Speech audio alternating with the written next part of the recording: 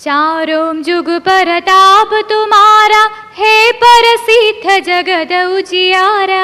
चारों जुग परताप तुम्हारा, हे परसिद्ध जगत उजियारा। साधु संत के तुम रखवारे, असुर निकंदन राम दुलारे। साधु संत के तुम रखवारे, असुर निकंदन राम दुलारे। चारों जुग परताप तुम्हारा, हे परसिद्ध जगत उजियारा। साधु संत के तुम रखवारे, असुर निकंदन राम दुलारे। तुम्हारा परताप चारों जुग प्रसिद्ध है. അവിടുത്തെ പ്രതാപം, മഹത്വം, യശസ്, കീർത്തി 4 യുഗങ്ങളിലും വ്യാപ്തമാണ്. പറഞ്ഞു ഇപ്പോൾ എല്ലാ ലോകങ്ങളിലും ഉണ്ട്, ത്രിഭുവനങ്ങളിലും നിറഞ്ഞു നിൽക്കുന്നു, ഇനി എല്ലാ കാലങ്ങളിലും നിറഞ്ഞു നിൽക്കുന്നു എന്ന്. അപ്പോൾ ഈ യുഗത്തിൽ മാത്രമല്ല, ത്രേതായുഗത്തിൽ മാത്രമല്ല, അത് കഴിഞ്ഞ് ദ്വാപരയുഗം കഴിഞ്ഞു, ഈ കലിയുഗത്തിലും നമ്മളുടെ എല്ലാവരുടെയും മനസ്സിൽ നിറഞ്ഞു നിൽക്കുന്നതായിട്ട് ഇന്നും ജീവിക്കുന്നുണ്ട്. ചിരഞ്ജീവിയായിട്ടാണ്, ചിരഞ്ജീവിയായിരിക്കുന്നത് കൊണ്ട് ഇനി അതിനുശേഷം വന്ന എല്ലാ യുഗങ്ങളിലും ഹനുമാൻജിയുടെ വ്യാപ്തി നമുക്ക് എല്ലാ ഗ്രന്ഥങ്ങളിലും നോക്കിയാലും കാണാം.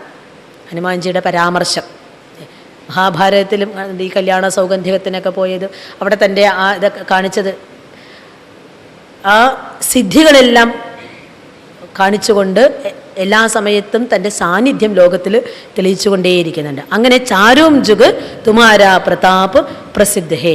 എങ്ങനെ പ്രസിദ്ധമാണ്? ജഗത് ഉജിയാര, ലോകത്തെ മുഴുവൻ പ്രോജ്വലിതമാക്കിക്കൊണ്ട്, പ്രകാശപൂരിതമാക്കിക്കൊണ്ട് എല്ലാ കാലത്തും എല്ലാ യുഗങ്ങളിലും എല്ലായിടത്തും നിറഞ്ഞു നിൽക്കുന്നു അവിടുത്തെ പ്രതാപം. സാധു സന്ധ്യക്കെ തുമ രഖ്വാരെ. സാധാരണ ഭക്തജനങ്ങൾ മാത്രമല്ല അങ്ങയെ പ്രാപിക്കാൻ ഇഷ്ടപ്പെടുന്നത്, സാധുസന്ത് മഹാന്മാരായിരിക്കുന്ന അല്ലെങ്കിൽ ഋഷി മുനികൾ പോലും, സാധുക്കൾ, സന്യാസിമാർ, സന്ത് സജ്ജനങ്ങൾ എല്ലാവരും അങ്ങയുടെ അടുത്തിരിക്കാൻ ആഗ്രഹിക്കുന്നു, അങ്ങയെ പ്രാപിക്കാൻ, അങ്ങയെ സമീപിക്കാൻ ഇഷ്ടപ്പെടുന്നു. ഹനുമാൻജി അല്ലേ, വെറും വാനരൻ്റെ സാമീപ്യം സാധാരണക്കാർ ഇഷ്ടപ്പെടാത്തതാണ്. പക്ഷേ അങ്ങേ സാധുക്കൾ പോലും പ്രാപിക്കുന്നു, അടുത്തിരുത്തുന്നു, എല്ലാവരും ഭഗവാന്റെ സാമീപ്യം കൊതിച്ചുകൊണ്ടിരിക്കുന്നു. അസുര നികന്ദന രാമദുലാരെ. അസുരന്മാർക്ക് അങ്ങ് ഭീഷണിയായിരുന്നു, കാരണം അസുരന്മാരെയെല്ലാം നിഗ്രഹം ചെയ്തവനാണ്. രാമൻ്റെ ദുലാരെ, ദുലാരെ എന്ന് പറഞ്ഞാൽ പ്യാര, ലാടല, ഇഷ്ടപുത്രൻ, ഓമനപുത്രനാണ്. അതൊക്കെ രാമന് വളരെ പ്രിയപ്പെട്ടവനാണ്. അവിടുന്ന് പുത്രനായിട്ടും സഹോദരനായിട്ടും ഒക്കെ രാമൻ സ്വയം സ്ഥാനം കൊടുത്തിട്ടുള്ളതാണ്. രാമൻ്റെ ഇഷ്ടപാത്രമാണ്, ഇഷ്ടത്തോഴനാണ്, അല്ലെങ്കിൽ ഇഷ്ട പുത്രനാണ്. അതുപോലെ തന്നെ അതേസമയം അസുരന്മാർക്ക് പേടിസ്വപ്നാണ്. സാധു സജ്ജനങ്ങൾ അവരുടെ സമീപത്തിരിക്കാനായിട്ട് കൊതിക്കുന്നു, അവരും ഇഷ്ടപ്പെടുന്നു എന്നർത്ഥം. ഇങ്ങനെയുള്ള സ്വഭാവങ്ങളുള്ളവരെ ആരാ ഇഷ്ടപ്പെടാത്തത്? നമുക്ക് അഥവാ ഈ ജന്മത്തിൽ മോക്ഷമൊന്നും നേടാൻ സാധിച്ചില്ല തന്നെ ഇരിക്കട്ടെ, രാമപ്രാപ്തിയൊന്നും സാധിച്ചില്ലെങ്കിലും ഈ ലോകത്തിൽ ജീവിച്ചിരിക്കുമ്പോൾ സത്പേരോട് കൂടിയിട്ട് എല്ലാവരും ഇഷ്ടപ്പെടുന്ന ഒരു വ്യക്തിത്വമായിട്ട്, ഒരു വ്യക്തിയായിട്ട് നമുക്ക് ജീവിക്കുകയെങ്കിലും ചെയ്യാമല്ലോ. മറ്റൊരാളുടെ മനസ്സിൽ വെറുപ്പും മറപ്പും വിഷമവും വൈരാഗ്യവും അസൂയയും ഒന്നും ഉണ്ടാക്കാതെ എല്ലാവരുടെയും പ്രീതിപാത്രമായിട്ടിരിക്കാൻ തന്നെ വലിയ അനുഗ്രഹം വേണ്ടേ? എല്ലാവരെയും സന്തോഷിപ്പിച്ചുകൊണ്ട്, ആരുടെ മനസ്സിലും ഒരു വിഷമുണ്ടാക്കാതെ, ആരെ കൊണ്ടും ദുഷ്പേര് പറയിക്കാതെ.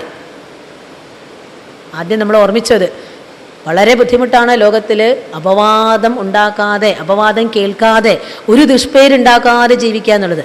ഹനുമാൻജി അങ്ങനെ ജീവിച്ച് കാണിച്ചു തന്ന വ്യക്തിയാണ്. അപ്പോൾ ഈ ലോകത്തിൽ ജീവിക്കുമ്പോൾ ഇനി ഇവിടെ ഒന്നും അങ്ങോട്ട് പോട്ടെ, സ്വർഗപ്രാപ്തിയോ അതല്ലെങ്കിൽ മോക്ഷമോ അതൊന്നും ഇല്ലെങ്കിലും ഇവിടെ ജീവിക്കുമ്പോൾ എല്ലാവർക്കും സമ്മതനായിക്കൊണ്ട് ജീവിക്കുക എന്നുള്ളത് തന്നെ വലിയൊരു നേട്ടമാണ് ഒരു വ്യക്തി എന്നുള്ള നിലയിൽ. അത് തീർച്ചയായിട്ടും സാധിക്കുന്നത്. കാരണം ഹനുമാൻജി അങ്ങനെയാണ് നമുക്ക് കാണിച്ചു തന്നത്. ആർക്കും അദ്ദേഹത്തിനെ പറ്റി ഒരു ദോഷം പറയാനില്ല. എന്ത് കാര്യം വേണമെങ്കിലും എപ്പോൾ വേണമെങ്കിലും വിശ്വസിച്ചുകൊണ്ട് ആർക്കും ഏൽപ്പിക്കാം.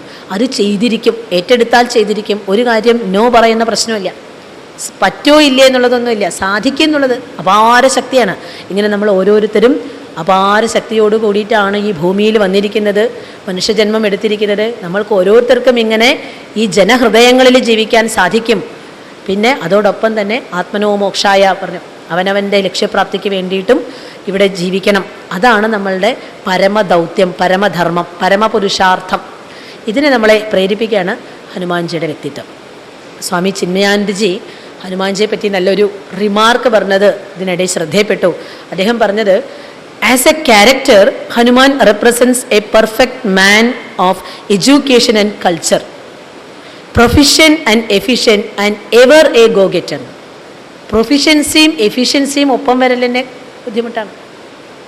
കഴിവ് അത് പ്രകടിപ്പിക്കാനുള്ള ഒരു സാധ്യതയും,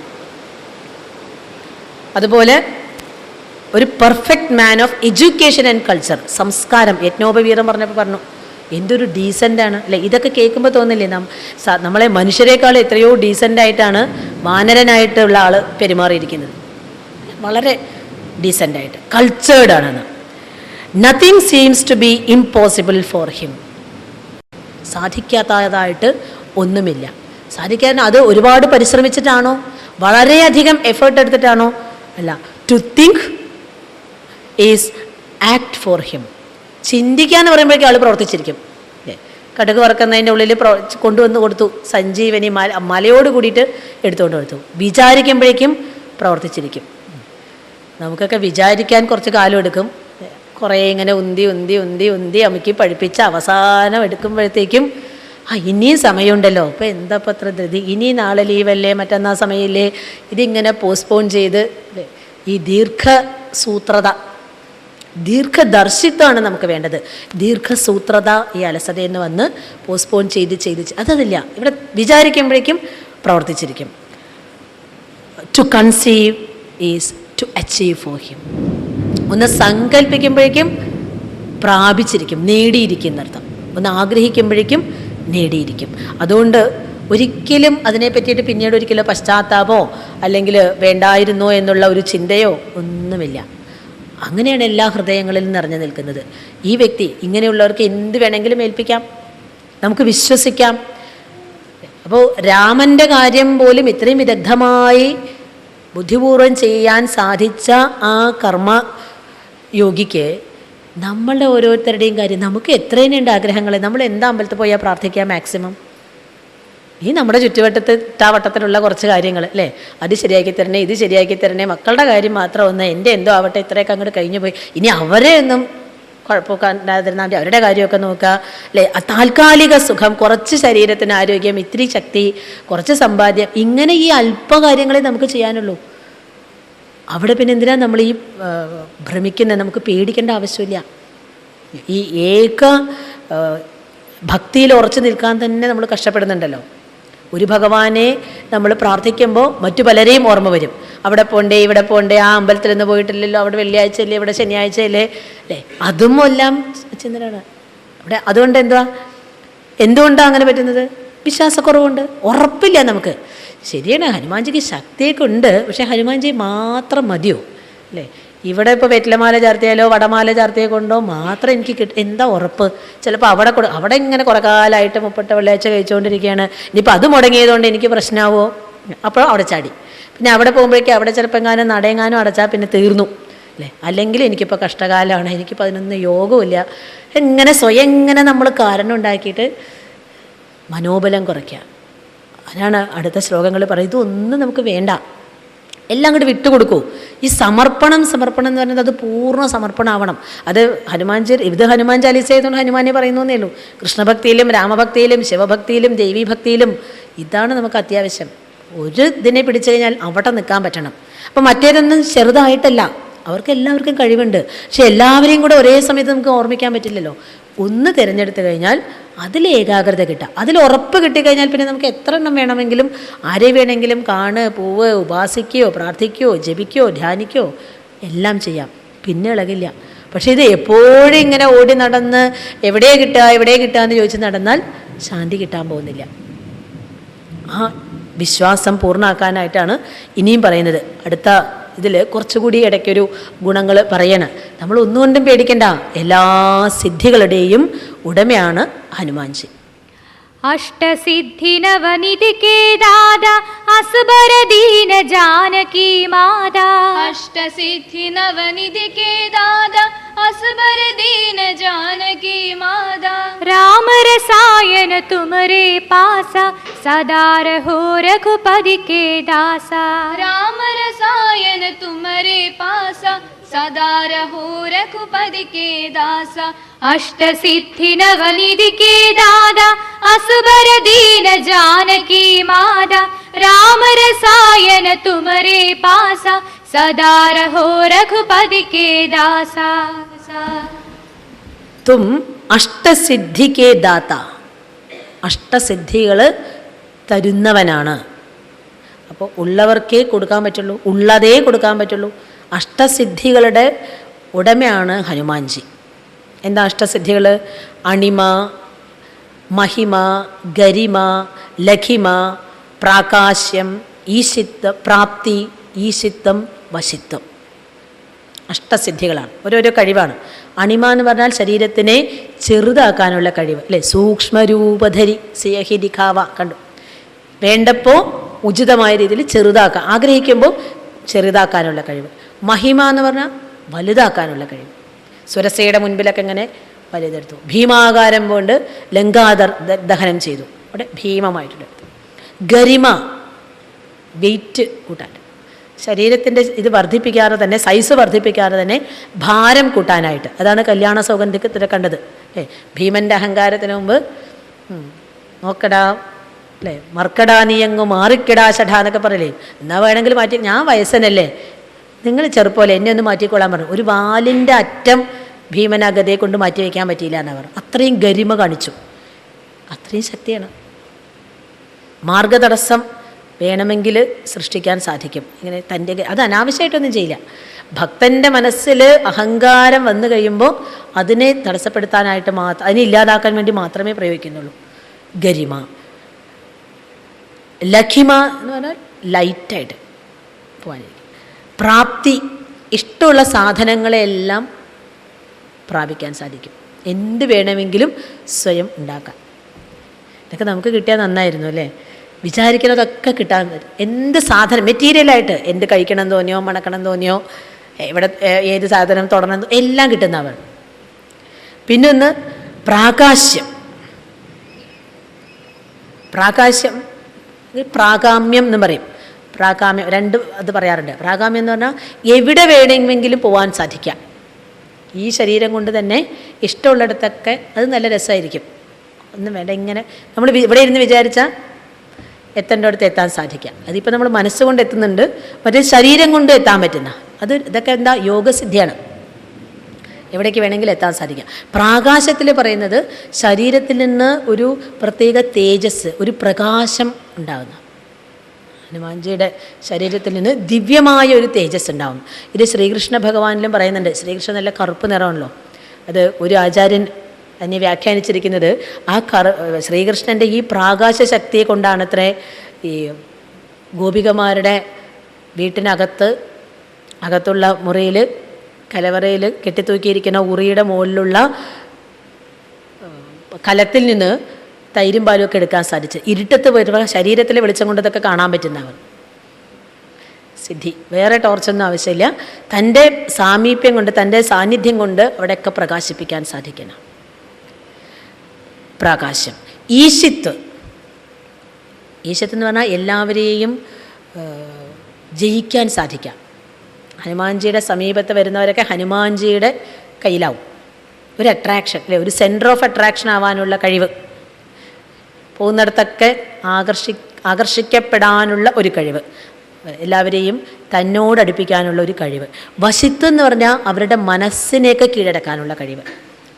ശരീരം കൊണ്ട് അടുത്ത് വരൽ മാത്രമല്ല, മനസ്സിനെ തന്നെ പ്രാപിക്കുന്നവരുടെയൊക്കെ മനസ്സിനെ കീഴടക്കാനുള്ള കഴിവ്. ഈ 8 സിദ്ധികളും ഹനുമാൻജിക്കുണ്ട്. അഷ്ടസിദ്ധി ഇതൊക്കെ യോഗസാധനയിൽ പറയുന്നതാണ്. യോഗാഭ്യാസം ചെയ്യുന്ന ഏതൊരു സാധകനും ഈ 8 സിദ്ധികളും ഉണ്ടാവാൻ സാധ്യതയുണ്ട്. ഈ യോഗസിദ്ധി പറയാം, ഇതിലേതെങ്കിലും ഒന്നാണെങ്കിലും നമുക്ക് അഹങ്കാരം വരും, അത് നമുക്ക് മറ്റുള്ളവരെ മേലെ പ്രയോഗിക്കാൻ തോന്നും. അതുകൊണ്ട് സാധകന് അതൊരു തടസ്സമായിരിക്കും. അപ്പോൾ ഹനുമാൻജി തന്നെ ചെയ്തത് ഈ സിദ്ധികളൊക്കെ ഉണ്ടെങ്കിലും അനാവശ്യമായിട്ടതൊന്നും പുറത്തെടുക്കാറില്ല. ഒരു സിദ്ധിയും ആവശ്യമില്ലാതെ പുറത്തെടുക്കില്ല. രാമകാര്യത്തിന് വേണ്ടി മാത്രമേ ഉപയോഗിക്കാൻ പാടുള്ളൂ. അത് നമുക്ക് മറ്റൊരു പാഠമാണ്. സാധാരണ ഉള്ളക്കാരായ നമുക്ക് പോലും നിരന്തരമായിട്ട് നാമജപം നമ്മളൊരു ടാർഗറ്റൊക്കെ വെച്ച് ചെയ്യുകയോ അല്ലെങ്കിൽ മറ്റുള്ള സാധനങ്ങളൊക്കെ ചെയ്താൽ ഇതിൽ പലതും നമുക്ക് നേടാത്ര. അങ്ങനെ അനുഭവസ്ഥർ പറയുന്നുണ്ട്, പലതും കാണാൻ സാധിക്കും, പല ശബ്ദം കേൾക്കാൻ പറ്റും, പല സിദ്ധികളുണ്ടാവും എന്നൊക്കെ. പക്ഷെ അത് ലോകവിനിമയത്തിന് വേണ്ടിയിട്ട് അല്ലെങ്കിൽ ധനസമ്പാദനത്തിന് വേണ്ടിയിട്ട് പേരും പ്രശസ്തിക്കും വേണ്ടിയിട്ട് ഉപയോഗിച്ച് കഴിഞ്ഞാൽ അത് നമ്മളുടെ തന്നെ നാശത്തിന് കാരണമാവും. പകരം രാമകാര്യത്തിൽ ലക്ഷ്യപ്രാപ്തിക്ക് വേണ്ടിയിട്ട് മാത്രമേ സാധിക്കുള്ളൂ. ഈ ബുദ്ധിയും ഈ ശക്തിയും തന്ന് അനുഗ്രഹിക്കുന്ന അഷ്ടസിദ്ധി, അതുപോലെ തന്നെ നവനിധി. സിദ്ധിയിലൊന്നും നമുക്ക് വലിയ ഭ്രമമില്ല. ഈ പെട്ടെന്ന് ഇതൊക്കെ ആയിട്ട് അല്ലെങ്കിൽ എന്തെങ്കിലും കാര്യമായിട്ട് എന്തെങ്കിലും കിട്ടിയാൽ മതി. നവനിധി ഉണ്ടാവുന്ന 9 തരത്തിലുള്ള നിധി. ഇതൊക്കെ ആകെ ഈ 9 എണ്ണം കൂടി ഉള്ളത് ആകെ കുബേരൻ്റെ അടുത്ത് മാത്രമേ ഉള്ളൂ എന്നാണ് പറയുന്നത്. ആ ലോകത്തിൽ ബദരിയിലൊക്കെ കുബേരനെ ആരാധിക്കുന്ന തന്നെയുണ്ട്. ആ സർവ്വസമ്പത്തും എപ്പോഴും തന്ന് അനുഗ്രഹിച്ചുകൊണ്ടിരിക്കും. കുബേരൻ്റെ കൊട്ടാരത്തിലെ ഖജനാവിലാണ് 9 തരത്തിലുള്ള രത്നങ്ങളും ഉണ്ടായിരുന്നത് എന്ന്. അതൊക്കെ ഹനുമാൻജിക്ക് സാധിക്കണം ഇതെല്ലാം ഉണ്ടാക്കാൻ. ഹനുമാൻജിയിലും അത് പ്രാപ്തമാണ്. വേറെ ഒരാളിലും ഈ 9 ചേർന്നിരിക്കില്ലാണ്. മഹാപത്മം, പത്മ, ശംഖ്, മകര, കച്ചപ, മുകുന്ദ, കുന്ദ, നീല, ഖർവ്. ഇതൊന്നും നമുക്ക് ഫെമിലിയർ പോലും അല്ല. ആകെ ഇങ്ങനെ മരതകവും വജ്രവും ഒക്കെയാണ് പരിചയം. ഇങ്ങനെ 9 നിധികൾ ഉണ്ട് എന്നാണ്, 9 രത്നങ്ങൾ. ഇതൊക്കെ നിധിയാണ്. ഇതെല്ലാം സാധിക്കും. ഇനി അങ്ങനെ വല്ല ഡയമണ്ടോ എന്തെങ്കിലുമൊക്കെ വേണമെന്നൊക്കെ വിചാരിച്ചാൽ പോലും ഹനുമാൻജിയെ പ്രാർത്ഥിച്ചാൽ മതി. ഭൗതികമായിട്ടുള്ള നമുക്ക് ആഗ്രഹങ്ങളെ തീർക്കാനായിട്ട് ഈ അട്രാക്റ്റീവായിരിക്കുന്ന സാധനങ്ങളും തരുന്നു. അഷ്ടസിദ്ധി നവനിധിക്കേ ദാത അസുബരദീന ജാനകി മാതാ. ജാനകി മാതാവിൻ്റെ ദൈന്യാവസ്ഥയെ ഇല്ലാതാക്കി അല്ലേ. ശോകമോഹിയായിരിക്കുന്ന സീതാദേവിക്ക് ആദ്യം പോയി സമാധാനം കൊടുക്കുക ചെയ്തത്. അവിടുന്ന് ഒന്നും കൊണ്ടും വിഷമിക്കേണ്ട, രാമൻ അവിടെ ഒരു ബുദ്ധിമുട്ടും ഇല്ല, രാമന് വേറെ ഒരു അപകടവും പറ്റിയിട്ടില്ല. ആ ശുഭസൂചന ഏതാനും ദിവസങ്ങൾക്കുള്ളിൽ വന്ന് ദേവിയെ ഇവിടുന്ന് രക്ഷപ്പെടുത്തിക്കോളും. എപ്പോഴും ശുഭകരമായ വിവരത്തിനെ കൊടുത്തിട്ട് അവസാനം ജാനകി ദേവിയുടെ ദുഃഖത്തിനെ മാറ്റി രാമനോട് പ്രാപിപ്പിച്ചു സാധിച്ചു. രാമരസായന തുമരേ പാസ സദാരഹോ രഘുപതിക്കേ ദാസ. ഇത്രയും ഉറപ്പോട് കൂടിയിട്ട് അങ്ങയെ പ്രാപിച്ചാൽ മതി ഭക്തന്മാരോട് പറയുന്നത്. രാമരസായന തുമരേ പാസ. അങ്ങയുടെ കയ്യിലൊരു ദിവ്യ ഔഷധമുണ്ട്, രാമരസായനം. കൃഷ്ണഭക്തിയിൽ കൃഷ്ണരസായനം. ഈ അജ്ഞാനമാകുന്ന രോഗത്തിന് ഉള്ള പരമ ഔഷധമാണ് രാമരസായനം. രസായനം പറഞ്ഞാൽ ഔഷധം. രാമനാമമാകുന്ന ഔഷധം അങ്ങയുടെ കയ്യിൽ. അങ്ങയുടെ വരുന്നവർക്കൊക്കെ എന്താ മരുന്ന് കൊടുക്കുക? രാംനാം ജപോ. രാമനാമം ജപിച്ചാൽ മതി, എല്ലാം മാറിക്കോളും. വേറെ ഒന്നും വേണ്ട. വെറും ഈ രാമനാമം കൊണ്ട് എല്ലാം സാധിക്കും. ഈ ഔഷധം എപ്പോഴും കയ്യിൽ വെച്ചുകൊണ്ടാണ് നടക്കുന്നത്. ഏത് കാര്യത്തിന് പോയാലും ഇത് തന്നെ പറയുന്നത്. അഷ്ടസിദ്ധി വേണോ? രാമനാമം ജപിക്കൂ, ആത്മാർത്ഥമായിട്ട് രാമനാമം ജപിക്കൂ. ഈ രസായനം ഇങ്ങനെ ഭക്തന്മാർക്ക് കൊടുത്തുകൊണ്ടേയിരിക്കും. സദാരഹോ രഘുപതിക്കേ ദാസ. അപ്പോൾ എല്ലാവരും എൻ്റെ അടുത്ത് വരൂ, ഞാൻ എല്ലാ ദുഃഖങ്ങളും മാറ്റിത്തരാമെന്ന് പറഞ്ഞ് ഇങ്ങനെ ഒരു പ്രചാരണമൊന്നും ചെയ്യുന്നില്ല. പോകുന്നവർക്കൊക്കെ തന്നുകൊണ്ടിരിക്കുന്നു. പക്ഷേ അപ്പോഴും ഉള്ളിൻ്റെ ഉള്ളിൽ രഘുപതിയുടെ ദാസൻ തന്നെയാണ് ഞാൻ വെറും ഒരു ദാസൻ മാത്രമാണ്. ആ എളിമ വിടാതെ, വിനയം വിടാതെ, എല്ലാ കഴിവുകളും അറിവുകളും ഒക്കെ ഉള്ളിലൊതുക്കി ചോദിക്കുന്നവർക്കൊക്കെ സപ്ലൈ ചെയ്തുകൊണ്ട് എപ്പോഴും ഇരിക്കുന്നു.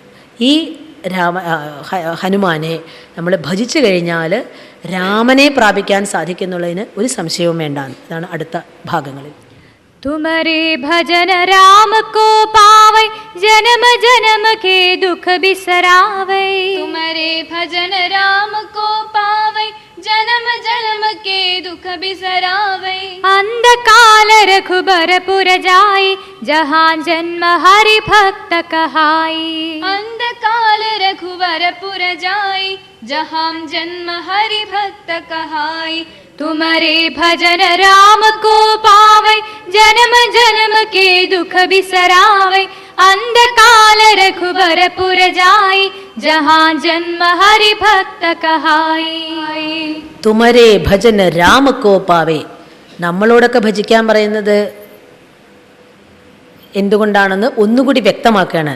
അവിടുത്തെ ഭജനം രാമനും കൂടെ നല്ല ഇഷ്ടമാണെന്നാ. രാമക്കോ പാവേ. പാവേ എന്ന് പറഞ്ഞാൽ അച്ഛാലകന, നല്ല ഇഷ്ടമാണെന്നർത്ഥം. വളരെ പ്രിയപ്പെട്ടതാണ് അവിടുത്തെ നാമം ചൊല്ലൽ. ഇപ്പോൾ ശ്രീരാമ സന്നിധിയിൽ പോയി നമ്മൾ ഹനുമാനെ ജയ് ഹനുമാൻ എന്ന് പറഞ്ഞാലും മതിയെന്നാ. അതായത് അവിടെ പോയിട്ട് നമ്മൾ ഈ ഹനുമാൻ ചാലീസ ചൊല്ലുക അല്ലെങ്കിൽ ഹനുമാൻ്റെ നാമം ജപിച്ചാലും എൻ്റെ നാമം ജപിച്ചില്ലല്ലോ എന്നുള്ള രാമന് ഒരു പരാതിയില്ല എന്ന്. അത്രയും ഇഷ്ടമാണ്. നിങ്ങളൊക്കെ ഭക്തന്മാരൊക്കെ ഹനുമാൻ്റെ നാമം ജപിക്കൂ, എനിക്ക് സംതൃപ്തിയാവുന്ന. തുമരേ ഭജന് രാമ കോ പാവേ. ഹനുമാൻ്റെ സന്നിധിയിൽ നിന്ന് രാമനാമം ജപിച്ചാൽ ഹനുമാൻജിക്കും ഏറ്റവും ഇഷ്ടമാണ് അല്ലേ. മറ്റൊരർത്ഥം അപ്പോൾ രാമക്കോ പാവേ, പാന പറഞ്ഞ മറ്റൊരർത്ഥം രാമനെ കിട്ടാൻ സാധിക്കും. അവിടുത്തെ ഭജിച്ചു കഴിഞ്ഞാൽ രാമനെ പ്രാപിക്കാൻ സാധിക്കും. അവിടുത്തെ ഭജനം രാമനും അത്ര പ്രിയങ്കരമാണ്. ജനമക്കേ ദുഃഖ ബിസരാവേ. ഈ ജന്മത്തിൽ ദുഃഖമൊക്കെ ഇല്ലാതാക്കുന്നുള്ളത് ഇപ്പോൾ നമുക്ക് വിശ്വാസമായെങ്കിൽ ഇനി പേടിക്കേണ്ട. ഇനി അടുത്ത ജന്മത്തെ എന്താവും? ഇനിയും നമുക്ക് രാമപ്രാപ്തി കിട്ടിയില്ലെങ്കിൽ ഇനിയും ജന്മങ്ങളുണ്ടാവും. ആ ജന്മത്തിലൊക്കെ ദുഃഖം അനുഭവിക്കേണ്ടി വരുമോ? ഇല്ല എന്ന് ഉറപ്പ് തരണം. ജനമക്കേ ദുഃഖ ബിസരാവേ. ജന്മജന്മാന്തരങ്ങളായിട്ട് നമ്മൾ അനുഭവിച്ചുകൊണ്ടിരിക്കുന്ന ആ പ്രാരബ്ധ ദുഃഖത്തിന് ഒരു ശരിയായിരിക്കുന്ന ഒരു ഫുൾ സ്റ്റോപ്പ് ഇടാൻ ഇത് മതി. കാരണം അറിവ് കിട്ടി, അപ്പോൾ അജ്ഞാനമില്ല, ആഗ്രഹങ്ങളില്ല, കർമ്മമില്ല, അങ്ങനെ ജന്മം വേണ്ട. അങ്ങനെ ജന്മമരണമാകുന്ന അതിനിടയ്ക്കുള്ള അനുഭവമണ്ഡലമായിരിക്കുന്ന ഈ സംസാര സമുദ്രത്തിൽ നിന്ന് എന്നേക്കുമായിട്ട് കരകയറാൻ പറ്റും. ആ രാമപ്രാപ്തി, രാമനെ പ്രാപിച്ചു കഴിഞ്ഞാൽ പിന്നെ ജന്മം വേണ്ടതാനും. പൂർണ്ണജ്ഞാനം തന്നെയാണ്. അപ്പോൾ അജ്ഞാനത്തിലേക്ക് പിന്നെ വഴുതി വീഴുന്നില്ല, രാമപ്രാപ്തി സാധിക്കുന്നു. തുമരേ ഭജന രാമകോപാവേ ജനമക്കേ ദുഃഖ ബിസരാവേ അന്തകാല രഘുപരപുര ജായി ജഹാൻ ജന്മ ഹരിഭക്ത കഹായി. ഇനി അർജുനൻ ഗീതയിൽ ചോദിച്ചതുപോലെ ഈ ജന്മത്തിൽ മുഴുവനായിട്ടൊന്നും ചെയ്യാൻ പറ്റില്ലല്ലോ, കുറേയൊക്കെയല്ലേ നമുക്ക് സാധന ചെയ്യാൻ പറ്റുള്ളൂ. എന്നിട്ട് ആത്മാവിനെ പ്രാപിക്കാൻ സാധിച്ചിട്ടില്ലെങ്കിൽ രണ്ടിടത്തും അല്ലാതെ ആയി പോവോ എന്നുള്ളൊരു ആശങ്ക, അതും വേണ്ട. ഇനി അഥവാ രാമനെ പ്രാപിക്കാൻ സാധിച്ചിട്ടില്ലെങ്കിൽ അവസാന സമയത്ത് ഈ രാമചിന്ത ഉണ്ടാവുമല്ലോ. ഹനുമാന്റെ അനുഗ്രഹം കൊണ്ട് നമ്മളിൽ രാമഭക്തി നിറഞ്ഞു നിൽക്കും. ആ രാമനെ സ്മരിച്ചുകൊണ്ട് നമുക്ക് മരിക്കാൻ സാധിച്ചാൽ, ഇനി അഥവാ നമ്മുടെ പ്രാരബ്ധം ഒടുങ്ങിയിട്ടില്ലെങ്കിലും ഹരിഭക്തനായിട്ട് ജനിക്കാൻ സാധിക്കണം. അടുത്ത ജന്മത്തിൽ ഇതിനേക്കാളും ഉയർന്ന ജനിച്ച ഉടനെ തന്നെ കൊച്ചുകുട്ടിയായിരിക്കുമ്പോൾ തന്നെ നല്ല ഭക്തന്മാരായിട്ട് ജനിക്കാൻ സാധിക്കും. അതുതന്നെ ഒരു വലിയ അനുഗ്രഹമല്ലേ. ഇപ്പൊക്കെ നമുക്ക് ചില കൊച്ചുകുട്ടികളൊക്കെ അങ്ങനെ ഏകാഗ്രമായിട്ട് ഇരുന്ന് കേൾക്കുന്ന സമയത്ത് കൗതുകം തോന്നാറില്ലേ? എന്തോ മുജ്ജന്മ സുഹൃതാണ്. നമുക്കൊക്കെ വളരെ പ്രായം ചെന്ന് കുറേ അനുഭവങ്ങളൊക്കെ കിട്ടി, അവിടെ നിന്നും ഇവിടെ നിന്നൊക്കെ കുറേ അടിയൊക്കെ കിട്ടിയ ശേഷമാണ് ഈ പാതയിലേക്ക് കണ്ണു തുറക്കുക. പക്ഷേ ചില കുട്ടികളിൽ നമുക്ക് കാണാൻ പറ്റും. ഇതാണ് അതിൻ്റെ തെളിവ്. കഴിഞ്ഞ ജന്മത്തിൽ കുറേ ചെയ്ത് ബാക്കി വെച്ചിട്ട് പോയത് കൊണ്ട് ഈ ജന്മത്തിൽ തുടക്കത്തിൽ തന്നെ കിട്ടും. അപ്പം നമുക്കിനി ഈ ജന്മത്തിൽ വൈകിപ്പോയി എന്നുള്ള തോന്നലും വേണ്ട. ഇപ്പം നമ്മൾ അതൊക്കെ വളർത്തിക്കൊണ്ടുവന്നാൽ ഇനി അഥവാ രാമപ്രാപ്തി പൂർണ്ണ മോക്ഷം കിട്ടിയില്ലെങ്കിലും നല്ലൊരു ഭക്തനായിട്ട് ഹരിഭക്തനായിട്ട് നമുക്ക് ഉയരാൻ സാധിക്കും. അന്തകാല രഘുപരപുരജായി, രഘുവരൻ്റെ പുരത്തിലേക്ക് നമുക്ക് പോകാൻ സാധിക്കും. അവിടെ ഹരിഭക്തന്മാരുടെ ഇടയ്ക്കാണ് നമ്മുടെ ജീവിതം. അതുകൊണ്ട് വരുന്ന ജന്മങ്ങളിലും സംസർഗം, സജ്ജന സംസർഗം, ഭക്തന്മാരുടെ സാമീപ്യം, സത്സംഗഭാഗ്യം ഇതെല്ലാം കിട്ടിയാൽ നമുക്ക് ഇനിയും ഉയർച്ചയുണ്ടാവുള്ളൂ, ഒരിക്കലും അധപ്പതനം ഉണ്ടാവില്ല. ഇത്രയും പറഞ്ഞതുകൊണ്ട് അടുത്ത ഭാഗത്ത് പറയുന്നത് ഇത്രയൊക്കെ വിശ്വസിച്ചിട്ടെങ്കിലും ഈ പല ഭഗവാന്മാരുടെ പുറകെ ഇങ്ങനെ നമ്മുടെ മനസ്സിനെ ചലിപ്പിച്ചുകൊണ്ട് ആ ഭക്തിയുടെ തീവ്രത കുറയ്ക്കരുത്. ഹനുമാനിൽ നമുക്ക് ഇത്തിരി വിശ്വാസം വന്നിട്ടുണ്ടെങ്കിൽ ആ ഒന്നിനെ നമ്മൾ മുറുകെ പിടിച്ചാൽ മതി. മറ്റു പല ഭഗവാന്മാർ തരുന്ന കാര്യങ്ങളും ഈ ഹനുമാൻജിക്ക് തന്ന് അനുഗ്രഹിക്കാൻ സാധിക്കും. ആ ഏകഭക്തി വളർത്തി, ഏകാഗ്രത വളർത്തി ഏകമായ പരമാത്മാവിനെ പ്രാപിക്കാൻ ഹനുമാൻജി എന്നുള്ള ഒരൊറ്റ ഭഗവാനെ ആരാധിക്കുന്നത് തന്നെ വളരെ ഉത്തമമാണ് എന്നാണ് അടുത്ത ചൗപായിൽ.